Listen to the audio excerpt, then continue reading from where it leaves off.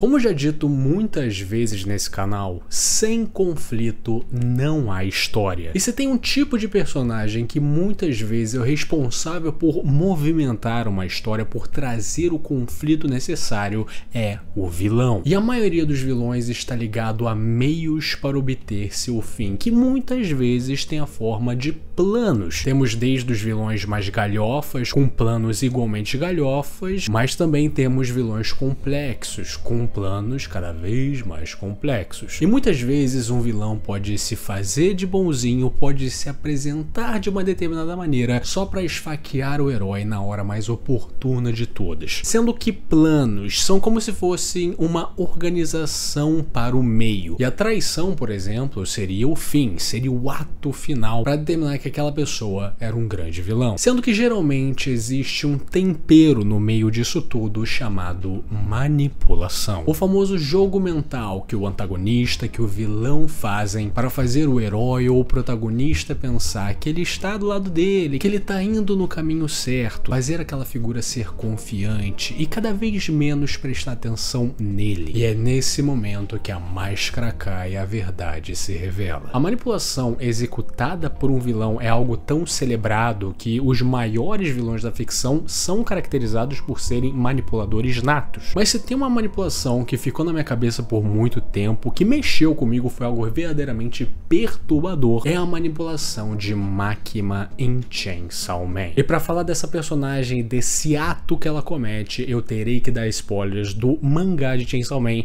então esteja avisado. Primeiramente é bom entender como o mundo de Chainsaw Man funciona. A gente está falando de um mundo normal, atual, que nem o nosso, sendo que com a principal diferença que nesse mundo existem demônios. Mas esses demônios existem para representar um medo dos seres humanos. E quanto maior medo que a humanidade tem por aquele conceito, mais forte aquele demônio é. Ou seja, todo mundo tem medo da morte, logo o demônio da morte vai ser um dos mais poderosos. Seguindo a mesma linha, ninguém tem medo de um frango, por exemplo. Então o demônio frango vai ser bem fraquinho. Esse mundo, com a inserção dessas criaturas, baseada no medo que os seres humanos têm, se tornou uma civilização bem nihilista. Pessoas que saem para trabalhar todos os dias sabendo que aquele dia pode ser literalmente o último dela, porque de repente pode aparecer um demônio do nada, estourar o ônibus que ela tá, de destruir o prédio que ela tá. Então as pessoas do mundo Chainsaw Man, elas sempre são caracterizadas como pessoas meio esquisitas, que são, primeiro, muito pessimistas, meio desapegadas com a própria vida, ao mesmo tempo que qualquer sinal de rebeldia,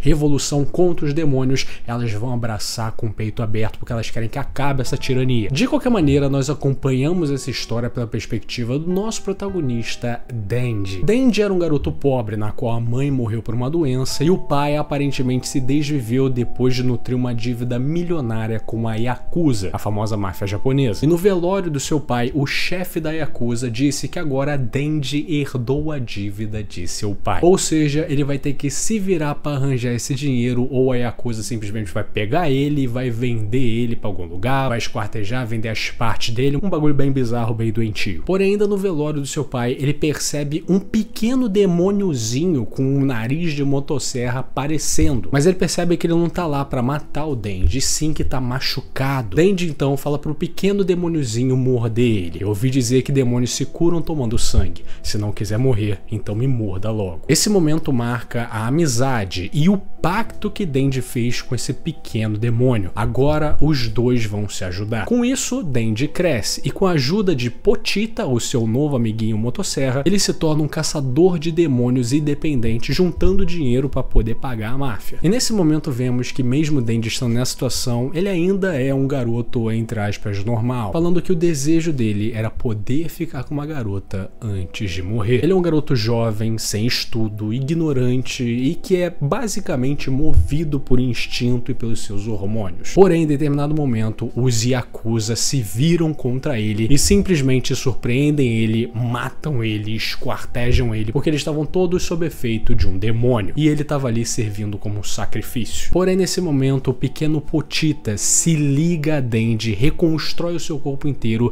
e eles se tornam um só. Nesse momento, o Denji acorda e ele percebe que saindo do peito dele tem aquela cordinha que faz, né, as serras elétricas funcionarem. E então que percebemos o sentido do título desse mangá, Chainsaw Man. Agora ele, Potita fundidos em um corpo só torna Denji esse monstro implacável. Depois de lidar com todos os Yakuzas possuídos por aquele demônio específico, a gente vê que umas figuras entram no galpão onde ele estava. Então uma mulher olha para Denji, ainda transformado em Chainsaw Man, e diz que ele é estranho, não cheira nem a humano, nem a demônio. E então vemos pela primeira vez em destaque a personagem Makima, perguntando se foi ele que causou tudo aquilo. E exausto depois de lutar e utilizar seus novos poderes, a única coisa que ele fala ao ver essa mulher bonita na sua frente é: me abrace. E o pedido dele é concedido, mesmo ele estando nessa forma monstruosa, bizarra, ensanguentado, essa mulher parece não ter problema nenhum e atende aos pedidos dele. Você tem duas opções. Pode morrer aqui como um demônio,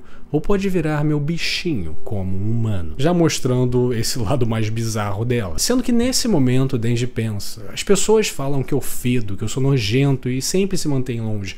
Essa é a primeira vez que ficam tão perto de mim. É a primeira vez que alguém é gentil comigo. E ela é uma baita de uma gata também. Eu acho que eu estou apaixonado. E agora a gente vê o começo dessa relação bem turbulenta que é de Denji e Makima. Denji, como eu disse, sendo um garoto jovem, burro, extremamente controlado pelos seus hormônios, pelos seus instintos, sendo alguém muito mais emocional do que racional, enquanto temos Makima, uma mulher bonita, elegante, experiente, que parece ser muito mais racional que emocional. Essa já é uma delimitação bem interessante de hierarquia. Ela está claramente acima dele, e se ela pedir, o Denji vai executar. Porque no próximo quadro, o Makima dá uma ordem para Denji e ele fica meio pá. E ela pergunta: já se esqueceu? Você é meu bichinho agora. Tudo que tem a dizer é sim ou au. Já mostrando que essa dinâmica de dona e bicho é algo que tá realmente sendo levado a sério. Então ela pergunta pro Denji como ele acabou desse jeito. E ele diz que o demônio que andava comigo virou meu coração. Inacreditável, né? Mas Makima diz que seu melhor amigo ainda vive dentro de você. Não no sentido poético. Seu corpo exala tanto cheiro de humano quanto de demônio. E Denji, feliz com essa informação, tem que perguntar: Makima, tem algum tipo de cara que você gosta ou algo assim? E ela responde: gosto de pessoas como você, Denji. E guardem muito bem esse quadro. Essa primeira interação delimitou muito bem a relação que a gente vai ver durante boa parte do mangá. Ela não só é uma figura superior, tanto intelectualmente quanto moralmente, que o Denji, como também ela provê todo o mundo que o Denji desconhecia. A gente tá falando de um moleque que até então comia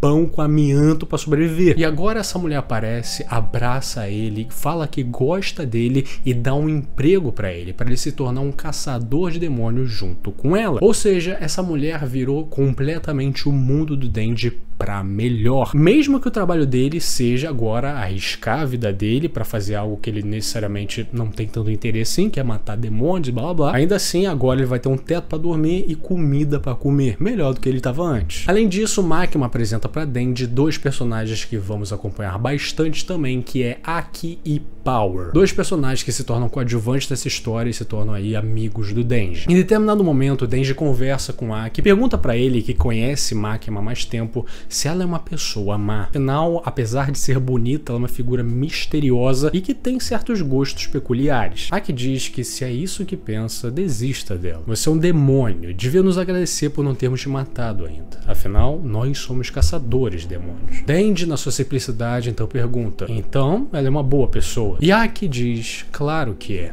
Eu devo minha vida a ela. Esse quadro é muito importante porque mostra a rede de conexões que daqui a pouco vão se provar manipulações da Makima, aonde ela não é só especial para o Denji, ela também tem esse vínculo para com outras pessoas de diferentes maneiras. Em determinado momento entramos em um arco onde acontecem vários ataques simultâneos contra os caçadores de demônios, aparentemente por uma organização que está fazendo vários esforços para matar geral. E Denji e a galera não ficam fora dessa, também recebendo seus tiros e se fudendo. Porém, mais impressionante do que tudo, a gente vê que Makima também foi vítima desse grupo e se encontra morta no trem. Porém, na cena seguinte, ela aparece em pé, como se nada tivesse acontecido. Ela então sai do trem ilesa e seus subordinados perguntam sobre o sangue na sua roupa. Você foi atingida? E ela diz que não é meu. Eu não fui atingida, sendo que a gente sabe que ela sim foi atingida e que ela estava morta alguns segundos atrás. Esse é um quadro importante para mostrar que Makima não é só uma figura misteriosa e com elegância. Ela claramente está escondendo alguma coisa, ela claramente é mais do que parece ser. A gente vê a construção da sua máscara. Depois da Makima conseguir se libertar, vários desses soldadinhos que estavam atacando os caçadores de demônios começam a morrer do nada, com uma morte bizarra. Então vemos que quem tá fazendo isso é Makima, no topo de um templo, e atrás dela vários prisioneiros do corredor da morte, todos vendados. Ela então fala com um desses prisioneiros e diz, repita, Takashi Inoue, e o prisioneiro assim o faz. Ela então usa o seu poder e esmaga o tal Takashi Inoue, que é um dos caras que tá caçando os caçadores de demônios, e ao mesmo tempo o prisioneiro que disse o nome Kaidoro, uma vida por uma vida. Esse poder bizarro e misterioso compõe com tudo que a gente está vendo sobre ela. É um poder propositalmente cruel, um pouco confuso, ao mesmo tempo que determina que é necessário pessoas para fazer ele acontecer. É necessário que Makima dê uma vida para poder tirar outra vida. Ela sozinha não tira a vida de ninguém. Mostrando muito o tema dessa personagem, que é da coleira, das correntes. A gente começando a entender melhor como sua personalidade, seu poder e tudo isso tá combinando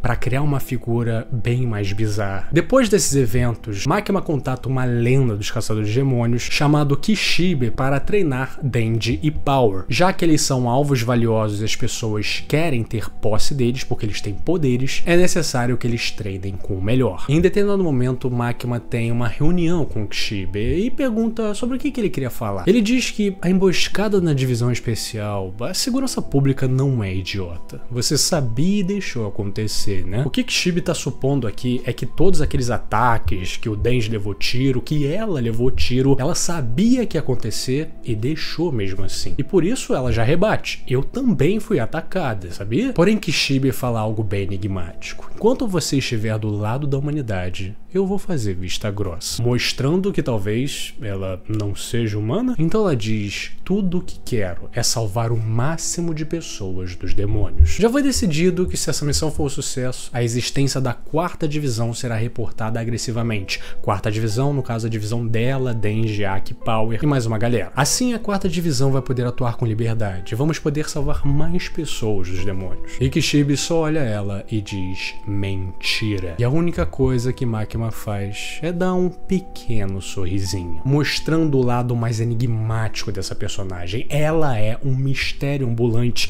que a gente não cansa de ver. Depois dessa reunião, ela vai até os Yakuza, na qual soldados Yakuza estavam junto com aquelas pessoas que estavam caçando os caçadores de demônios. E o chefe diz ali que, pelo que eu ouvi, quem tá liderando isso tudo é uma tal de Sawatari, que é a garota da foto. Me parece que nossos recrutas foram enganados e fizeram um contrato com o demônio pistola, com ela fazendo as negociações. O demônio pistola, o demônio das armas de fogo, é basicamente um dos grandes vilões da parte 1. Ele é sempre construído e descrito como um bicho extremamente poderoso que aparece do nada, terraplana uma faixa inacreditável de terra e pessoas e simplesmente desaparece. Boa parte da parte 1 do mangá, né, inicialmente dividido em duas partes atualmente, é para lidar com o demônio pistola. Makima fala para ele que ela precisa dos nomes de todos em sua organização que tem um contrato com o demônio pistola. Escreva os nomes deles, por favor. E o chefe diz, claro, por favor, mande eles pra prisão para ver se aprendem algo. Meio que falando isso de maneira sarcástica. Minha jovem, creio que você é familiar com o conceito do mal necessário, correto? Vamos supor que destruímos uns aos outros. O que iria acontecer?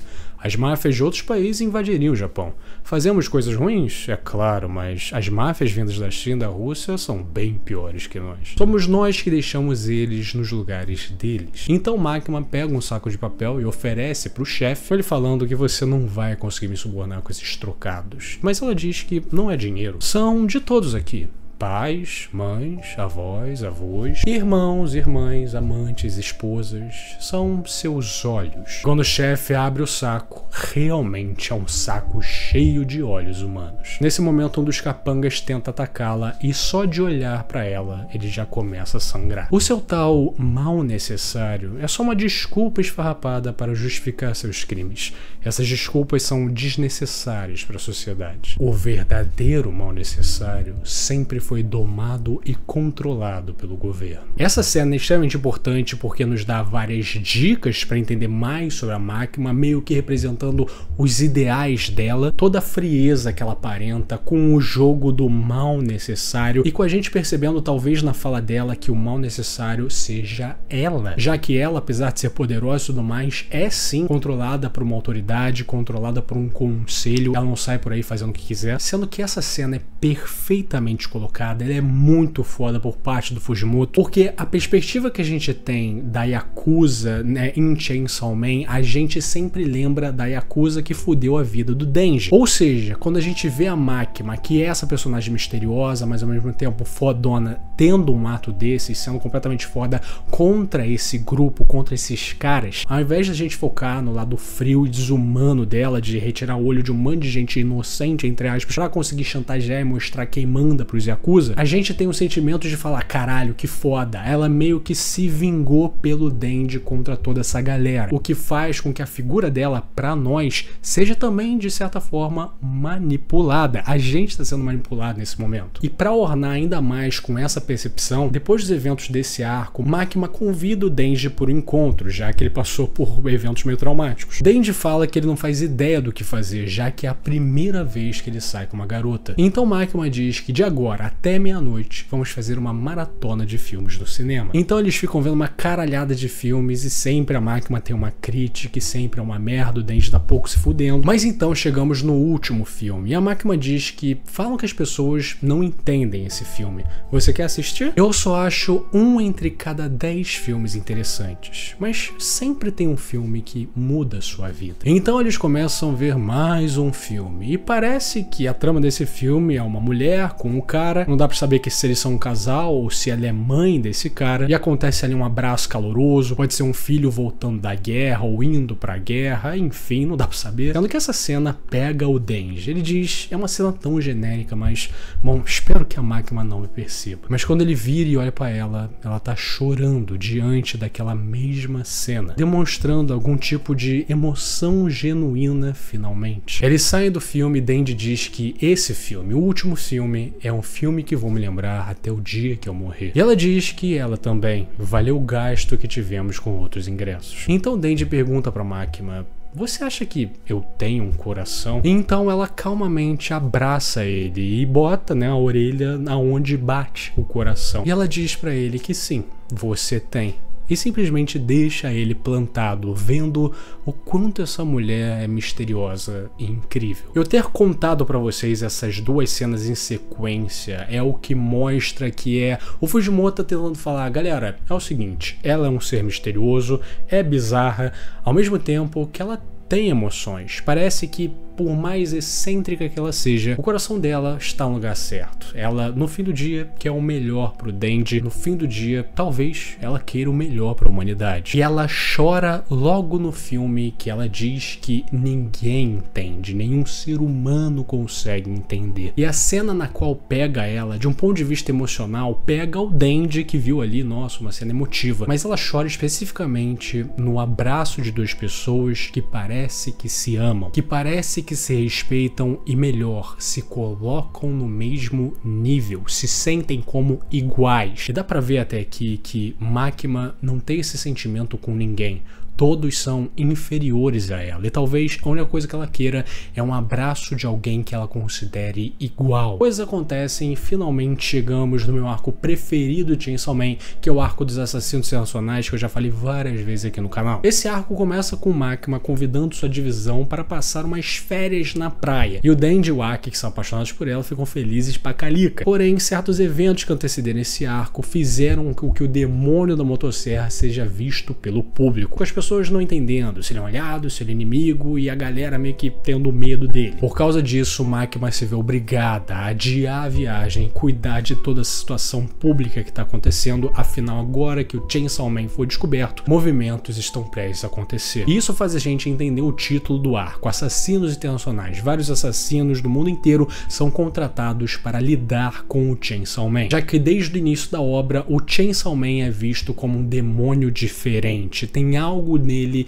que faz ele ser diferente de todos os demônios, a gente ainda não sabe o que é. E eu já tenho aqui no canal um vídeo inteiro sobre esse arco, quando o autor mostra sua versatilidade, que eu falo de uma cena específica do arco, mas eu falo todo ele no processo, sendo que eu quero abordar cenas específicas desse arco aqui. A primeira delas é quando tá acontecendo o puteiro lá num shopping, o Kishibe pega duas infernais refém que pertencem a Quanch, uma das assassinas contratadas para lidar com o Chainsaw Man. Quando ele faz isso, ele consegue aquietar os ânimos da assassina e ter uma conversa com ela, já que ela é uma ex-companheira dele, né? Eles eram caçadores de demônios juntos. E é importante dizer que o Kishibe, ele é uma espécie de Kakashi bizarro, ele é o arquétipo do mestre de uma maneira completamente deturpada, assim como todo o Chainsaw Man é. Mas a maioria do público gosta do Kishibe e sabe que o que ele faz é pelo melhor do Denji, ele é alguém que realmente se importa, é um cara supimpa. E nesse momento que ele tá conversando com a Quanch, a gente vê uma das cenas mais tensas, bem feitas e intrigantes desse arco. Eu adoro essa cena. Onde ele, tentando manter uma conversa meio superficial com ela, anota em um bloquinho: Makima está ouvindo. E ele continua tendo um papo meio foda-se e continua escrevendo: faça o que eu disser e eu te deixo ir. Posso garantir sua segurança. Vou matar a Makima. Te conto tudo se disser que vai ajudar. A gente já tinha percebido que o Kishibe já não ia muito com a cara da Makima, mas chegar a esse ponto é um pouco bizarro. E aí que Fujimoto oferece uma perspectiva muito interessante pra nós, que a gente não sabe muito bem pra onde olhar e pra quem confiar. Será que eu confio na Makima, que é essa mentora do Denji, bizarra, misteriosa e cheia de maluquice, mas que ao mesmo tempo já mostrou se alguém legal, já mostrou se alguém que realmente se importa com o Denji? Ou a gente vai pro Kishibe, que é um cara mais bruto, que é um cara que parece que tá pouco se fudendo, que não tem muita expressão, mas a gente sabe que ele é aquele cara foda que tem o coração no lugar certo. E só o fato da gente pensar isso, em tentar determinar quem tá certo, é um trabalho incrível de Tatsuki Fujimoto, e você já vai entender o porquê. Quanch diz pra Kishibe pra ele ser um bom cachorro e continuar na coleira. Considere isso um conselho de uma velha amiga. E ela simplesmente recusa o convite de Kishibe. Pulamos então para o final da cena do Demônio da Escuridão, que eu dissertei de maneira extensiva no meu vídeo, né, do quando o autor mostra sua versatilidade, onde Makima é a única que consegue lidar com um demônio fortíssimo que nem o Demônio da Escuridão, enquanto todos os outros foram feitos de gato e sapato, já mostrando que ela é mais do que super poderosa. Parece que ela realmente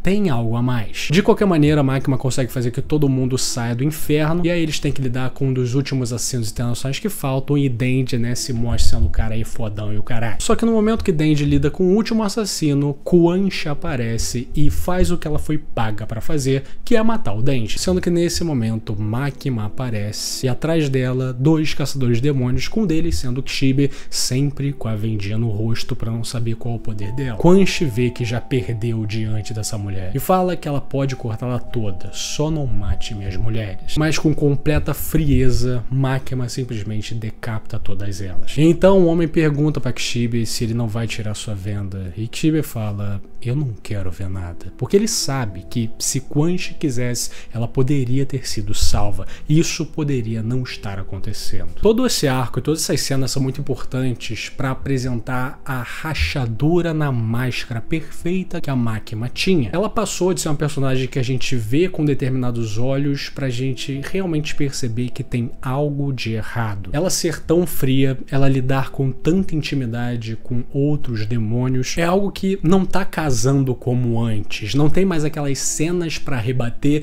e a gente vê algo de bom pra tirar daquela situação. E quando a máscara racha, ela quebra. E quando ela quebra, a gente vê a face verdadeira do que tem debaixo. Como eu disse antes, o demônio pistola, o demônio das armas de fogo, ele é vendido como um dos principais vilões dessa parte 1. E agora, chegando no final dessa parte, no clímax da parte, a gente vê que esse demônio poderosíssimo, na verdade, já foi confinado e preso e atualmente está sob posse dos Estados Unidos. Até porque o mundo de Chainsaw Man funciona assim, né? Os caçadores de demônios caçam demônios e eles confinam eles nos seus bunkers e tal, para os outros caçadores de demônios fazerem pactos e blá blá blá, pra ser meio que as novas ogivas nucleares são quantos demônios um país pode ter. Makima sabe disso e ela sabe que daqui a pouco vai ter uma guerra. Então ela diz que Denji e Power terão que ajudar ela em toda essa empreitada contra o demônio pistola para as coisas não escalarem mais do que precisam. Sendo que nesse momento o Aki, que é um personagem que teve um arco de desenvolvimento inacreditável, um dos melhores personagens da obra, e alguma hora eu vou fazer um vídeo completamente focado nele, então até por causa disso nesse vídeo eu não vou explorar tanto o lado dele assim. Ele quer que seus amigos sobrevivam e sejam felizes, ele não quer que eles vão nessa missão suicida contra o demônio pistola. Então ele diz a Makima que ele faz qualquer contrato com qualquer demônio, mas por favor me ajude. Nesse caso, quer fazer um contrato comigo? Se você se entregar completamente a mim, eu lhe darei força. E a única entidade na qual faz contratos é um demônio. Isso é uma ordem. Diga que fará um contrato. Paralelamente a isso, vemos o presidente dos Estados Unidos na Casa Branca falando que a hora chegou. Se não matarmos Makima agora, a pior paz possível cairá sobre a humanidade. Ele então diz para o demônio das armas de fogo, o demônio pistola, que ele vai dar 1 ano de vida de todos os americanos. Em troca, quero que você mate a Makima, que é o demônio do controle. Com a gente tendo esse, que pra mim é um dos melhores plot twists recentes da história dos mangás da nova geração. Nesse momento dava pra ver que Makima era assim, uma personagem bem bizarra no sentido de ela já estava na visão popular sendo construída como uma grande vilã, mas o fato dela ser em si um demônio, ao mesmo tempo um demônio específico, o demônio do controle, faz com que você volte nas outras páginas, volte em certas cenas e exploda a sua cabeça de 1 milhão de maneiras possíveis. Por exemplo, lembra daquele quadro onde ela diz que ela gosta de pessoas como Denji? O que ela quis dizer com isso? Ela gosta de pessoas manipuláveis, obedientes, de cachorros onde você vai botar a coleira, vai falar pra sentar, pra rolar e vai fazer exatamente isso. É isso que o controle quer. O controle preza por nada mais do que a obediência. Esse é o objetivo do controle. E esse momento onde ela é dita como um demônio faz com que todas as cenas mais humanas e tudo mais sobre ela ganhem um sentido completamente diferente. Porque agora foi confirmado desde o início que o tema dela é esse. O tema dela é manipulação. Mostra verdadeiramente o quão fria ela é acerca dos outros seres humanos, porque ela é um demônio, ela tá pouco se fudendo. De qualquer maneira, nós vemos a materialização do demônio pistola chamado pelo presidente, e ele já começa dando seus tiros e matando uma quantidade inacreditável de pessoas. Todos esses nomes aí são de pessoas que morreram por demônio pistola nesse exato momento. Então vemos Makima naquela praia onde ela iria viajar com Denji, Aki, Power, e ela manifestando as correntes do controle, né? O poder dela enquanto as balas do demônio pistola voam, e a gente vê que a morte dela é registrada. Ela morreu pelo demônio pistola. Porém, é como se parte do seu cérebro saísse, regenerasse e formasse uma auréola sobre sua cabeça, mostrando essa dicotomia de uma mulher com um visual angelical, ao mesmo tempo que representa o maligno, a maldade, a manipulação. Essa auréola de carne também é criada acima do demônio pistola, e com suas correntes e suas habilidades de todas as pessoas que fizeram contrato com ela, vários demônios caem sobre o demônio pistola, o matando completamente, tirando esse grande vilão da jogada. Não satisfeito, o telefone toca lá no apartamento que Denji e Power moram. Nesse momento, Makima pergunta pro Denji se ele vê as notícias. Ele diz que não, acabei de acordar. E ela diz, vou resumir pra você. O demônio das armas de fogo apareceu do nada e nós falhamos em derrotá-lo. Ele possui um cadáver e fugiu. E agora, o infernal das armas está tocando sua campainha. Dessa vez, não pense em nada enquanto você luta. E vemos que o infernal pistola, na verdade, é o Aki, transformado de maneira forçada num fragmento do demônio que matou a sua família. E quem fez isso acontecer, é claro que foi Makima, manipulando mais um de seus encolherados. Então nós vemos uma das lutas mais impactantes e bem feitas que eu também já vi em um mangá da nova geração, onde Denji Chainsaw Man e Aki Infernal das Armas lutando, e Aki nesse momento tá alucinando e achando que ele tá numa batalha de bolas de neve com seu amigo de infância Denji. Porém a realidade é dura e Denji se vê obrigado a matar Aki. Obviamente depois disso, Denji, que já era alguém mentalmente instável pra caralho, agora ele vai pro chão. Ele só consegue pensar que ele foi responsável por matar o Aki. Porém, Makima aparece do nada e convida Denji pra sua casa. Vou preparar um chá quentinho pra gente. Ele entra então no apartamento dela e tem 1 bilhão de cachorros, né, fazendo sentido, já que ela é alguém que adora cachorros, adora coleiras, adora controlar os outros.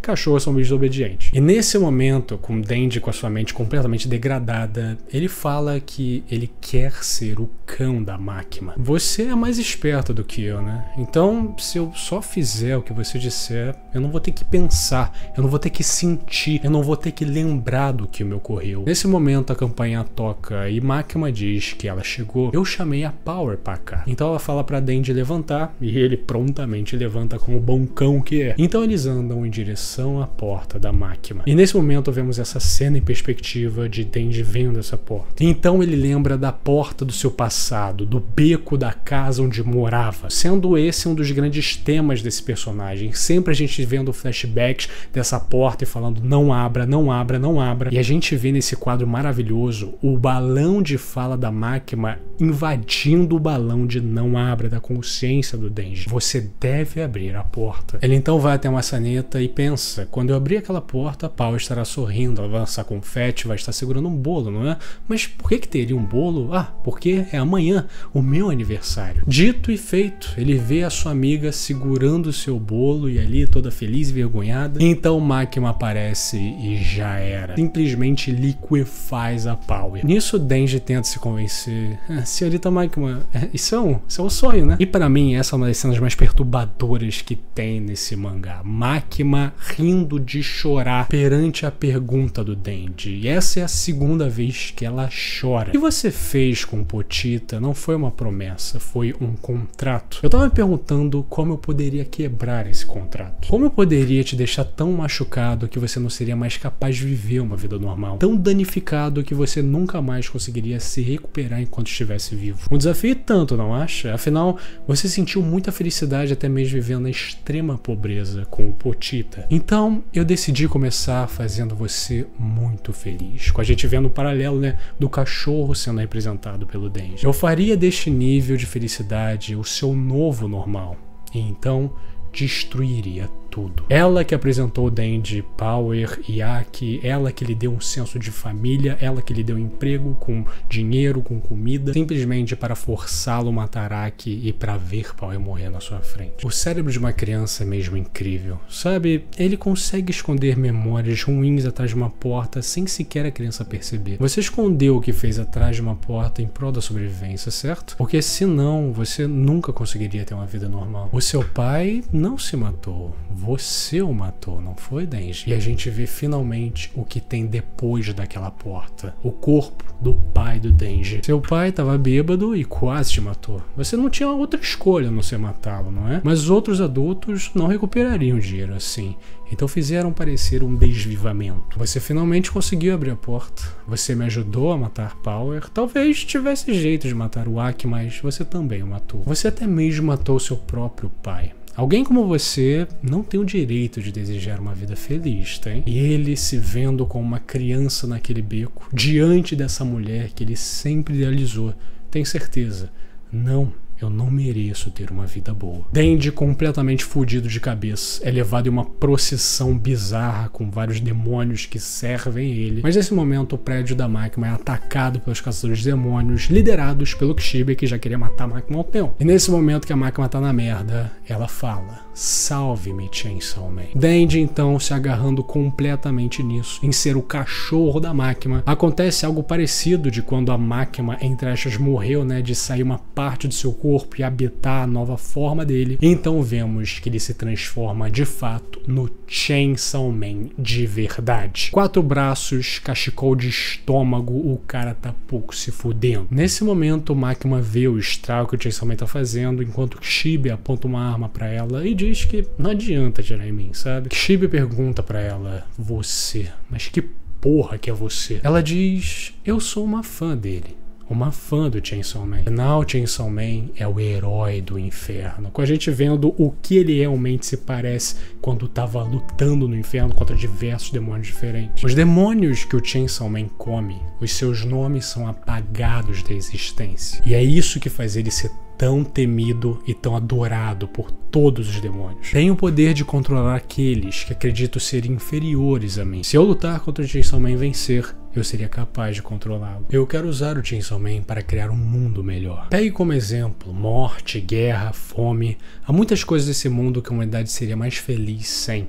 Com o poder do Chainsaw Man, eu vou apagá-las. Parece que você tem um plano virtuoso e tanto. Não considerou o que pode perder e você mesmo ser comida? Isso seria outro sonho se tornar realidade para mim. Ser comida pelo Chainsaw Man e me tornar parte dele, não haveria honra maior. Esse é o momento de uma outra virada impressionante. Makima não é só o demônio do controle, como uma fã assídua do verdadeiro Chainsaw Man que a gente tá conhecendo agora e agora entende porque todos os outros demônios temiam tanto ele. Com a gente vendo em melhor perspectiva toda a relação desse tema do controle nessa personagem. O porquê Makima gostar do Chainsaw Man se ele representa a maior rebeldia que existe, o que significa ser caótico de fato. Um demônio que mata outros demônios, que come demônios e apaga eles da existência, mas é esse tipo de entidade que fascinaria o demônio do controle. Porque o que uma força absoluta de obediência consideraria como igual? Uma força tão caótica que não existe como ter controle. Por isso que eu acho que naquela cena do cinema, onde ela viu aquele abraço que fez ela chorar, ela se imaginou ali abraçando o verdadeiro Chainsaw Man, a única figura na qual ela considera como igual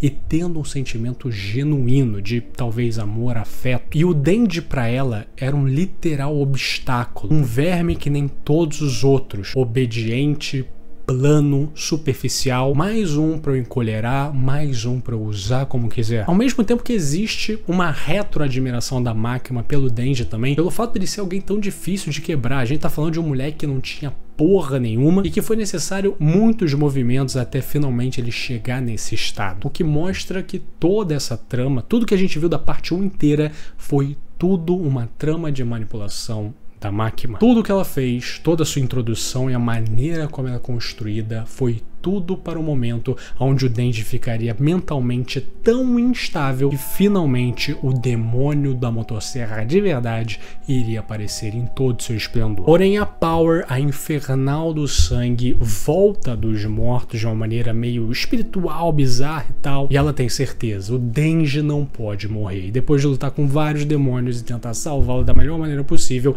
ela consegue escapar com ele de lá. Denji então acorda em uma caçamba de lixo e do lado dele o Kishibe, perguntando se ele é o Denji ou o demônio da motosserra. Se for o Denji, eu vou te dar um jeito de se libertar da Makima. Se for o monstro, continue dormindo. A revanche finalmente chega no cemitério dos caçadores de demônios, onde vem Makima com todos seus capangas controlados pelas suas correntes, com o fim sendo previsível. Makima conseguindo matar de uma vez por todas o Chainsaw Man. Era inevitável que perderia pelas minhas mãos. Afinal, você não é o Chainsaw Man. O Chainsaw Man não veste roupas, ele não fala, todas suas ações devem ser caóticas. Mesmo assim, apesar de não se adequar a ele de maneira alguma, você foi escolhido por ele, denotando a inveja que ela tem do Denji. Se você vai entrar no nosso caminho, então morra. Agora, de uma vez por todas, deixando de lado qualquer tipo de afeto que ela poderia ter pelo Denji e mostrando quem ela é de fato, a sua verdadeira face. Porém, o garoto a surpreende, aparecendo do nada, a gente vendo ele carregando uma motosserra, feito pelo sangue restante que a Power tinha. E aquele Chainsaw Man que acabou de morrer, na verdade, era um fragmento do Potita, era basicamente um fantoche. Então Makima encontra seu fim contra o espécime que ela considerava mais inferior. Com a parte 1 sendo finalizada, com a gente vendo Denji comendo a Makima, mas não da maneira que talvez ele queria. Esse final da parte 1 de Chainsaw Man, ela é uma montanha russa de emoções e ao mesmo tempo é uma das melhores coisas que, de novo, eu vi em um mangá recente, um mangá da nova geração. E mais do que nunca, tudo isso coloca a Makima no hall da fama das melhores vilões da história dos mangás e dos animes. Eu arrisco dizer que essa personagem tem uma construção perfeita. Eu literalmente fico embasbacado com a proeza e a cadência que Tatsuki Fujimoto conseguiu ao fazer essa personagem. Todas as pistas, todo o jeito que ela se comunicava e se portava, e as cenas sutis que demonstravam que ela era um pouco mais, ao mesmo tempo que nada era entregue na sua cara. Foi realmente um mistério construído e o ponto dele ser revelado foi chocante, foi perturbador, foi surpreendente. Ela é uma figura bonita, misteriosa, elegante, e todas as características fazem com que os personagens da história e também a gente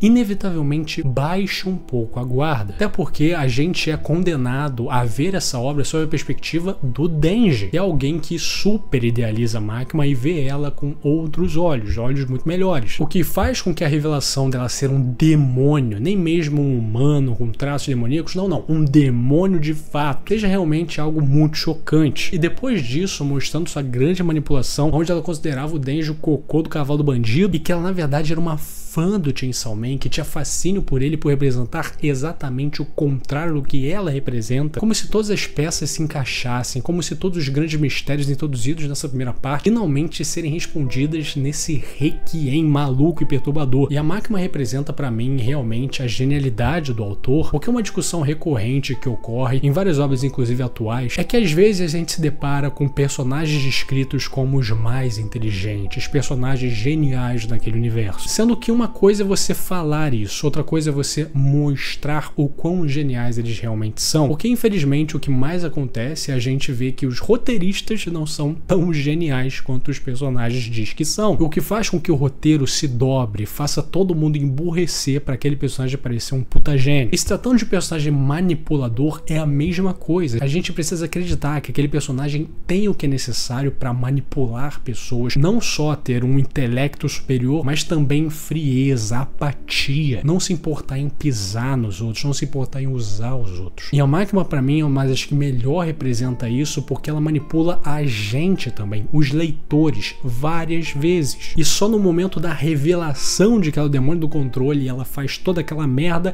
que a gente finalmente entende que, ok, essa é a vilã. Estamos falando aqui de uma personagem fantástica, de uma obra fantástica e que representou pra mim um dos pontos mais altos que o mangá da nova geração viu. E por isso ela merecia esse vídeo. Se você chegou até aqui, meu muito obrigado. Lembre-se sempre, curta, comenta, compartilha e se inscreva no canal. Isso me ajuda demais. Se tiver pelo seu lado, dê uma hypada para ajudar o guri. Um agradecimento especial para Guilherme Paiva, Alisson Rodrigues, Guaxinim Gamer, Buzar, Ellen, Charles, Buruburu, Ogugas, Arroz, Cadele, Vanilson Silva, Retroblaze, Bigode Orei, Maria, Gustavo Onda, Matheus Santos, João Pedro, João Ober, Pedro Junqueira, Pedro Coelho PL, Rafa Branco Júnior, Gabriel Franco, João Vitor, Volknar, Yukaku Yamagishi, que odeia baixinho, Renan Corrêa, Tico Mia, Paulo Vitor, Abroba, Henrique Benedito, Ibura, Carlos Moreira, Indialogável, Toggers, Fábio Luiz, Victor Moser, Jean, Gustin Gelk, Worth, Gabriel Zardo, Frost, Chimboca Xota, Saki, Igor Viana, Wev, Giovanni Vaz, Guilherme Cruz, Jonas Fagundes, Madrugabi, Matheus Sarraf, Feceu, Senhor Suíça, MZ Guido, Entrou Sabonejo no Buraco Peru, Marcelo Gozer, Saulo Rodrigues, Ângela Cavalcante, Matheus Siqueiro, Meu Nona Jorge, Guilherme Xavier, I Love Blondes, Hulk, Quebra-Cabeças, Projeto Tauá, Gabriel Fraga, Timo Analítico, Goiaba 2002, Hipnos 11, Lobion, Devens, Karma, Ana Bica, Anderson Silva, Fiat Pô Todo Fudido, Yeudi Souza, Vinícius Flores, Killer, É Verdade, Pedro Rodrigues, Vitória Souza, Toxic, John Vector, Estúdio Launcher e Davi Martins. Eles são os membros do canal. Muitíssimo obrigado pelo seu apoio, vocês são fodas demais. E se você quiser ser que nesses Paladinos do Inferno de Dante, considere ser um membro também. Uma aqui uma cervejinha que você deixa de beber no mês, então assim, se tiver sua nossa carteira, por favor, considere. Tchau, tchau!